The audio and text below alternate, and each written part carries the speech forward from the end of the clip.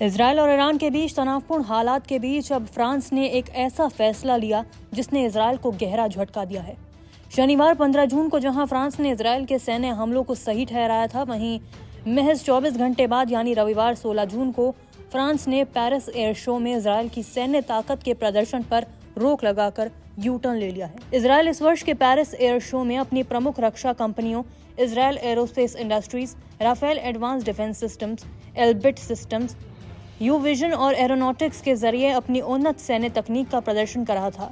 इन कंपनियों ने गजा में हमास के खिलाफ इस्तेमाल किए गए हथियारों को शोकेस किया था, जिनमें हवा से जमीन पर मार करने वाली मिसाइलें, ड्रोन सिस्टम्स और अत्याधुनिक हथियार तकनीक शामिल थी।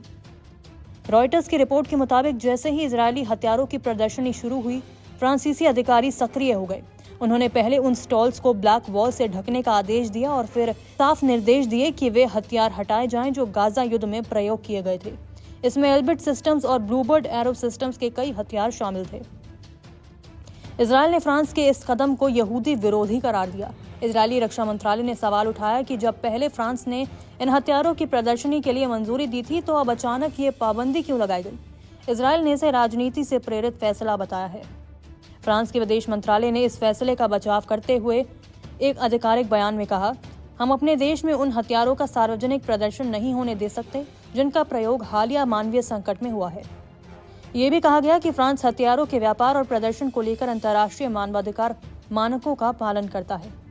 ये पहला मौका नहीं है जब फ्रांस ने इजरायल को सैन्य उपकरणों की आपूर्ति में रोक लगाई हो। एक हफ्ते पहले ही फ्रांसीसी कंपनी ने गाजा में ऑपरेशन के लिए मशीन गन 19 की सप्लाई को रोक दिया था। इसका कारण कंपनी के मजदूर यूनियन का विरोध बताया गया। इन सब के बीच फ्रांस ने यह भी स्पष्ट कर दिया है कि वे यूरोप का पहला बड़ा देश बन सकता है जो फिलिस्तीन को आधिकारिक मान्यता देगा। फ्रांस ने कहा कि यदि हमास कोई राजनीतिक समझौता करता है तो वे फिलिस्तीन को मान्यता देने की प्रक्रिया शुरू करेगा। फ्रांस का यह ताज़ा कदम इजरायल गाजा संघर्ष के वैश्विक प्रभाव को दर्शाता है।